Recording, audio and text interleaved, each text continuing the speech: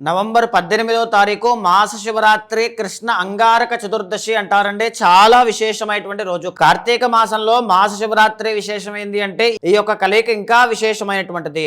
జాతకంలో కుజదోషము కానీ కాలసర్పదోషం కానీ వివాహం కావడం లేదు, marital లైఫ్లో ప్రాబ్లమ్స్ ఉన్నాయి, సంతాన విషయంలో ఇబ్బందులు అనేటువంటివి కనబడుతూ ఉన్నాయి, అప్పుల బాధతో ఇబ్బంది పడుతున్నారనుకున్నా సరే, ఎందుకంటే అప్పులన్నిటికీ కూడా జాతకంలో కుజుడే కారణం అవుతూ ఉంటారు.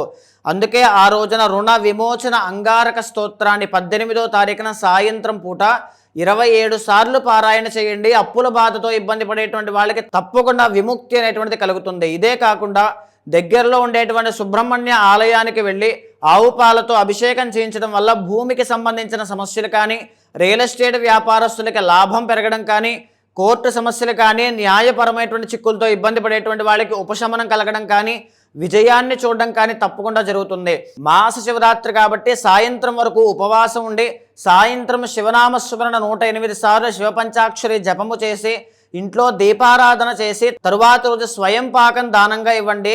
విశేషమైనటువంటి శుభ ఫలితాలు, జీవితంలో ఒక వెలుగు అనేటువంటిది చూస్తారు. అప్పుల బాధతో బాధపడేటువంటి వాళ్ళకి తప్పకుండా ఉపశమనం కలుగుతుంది.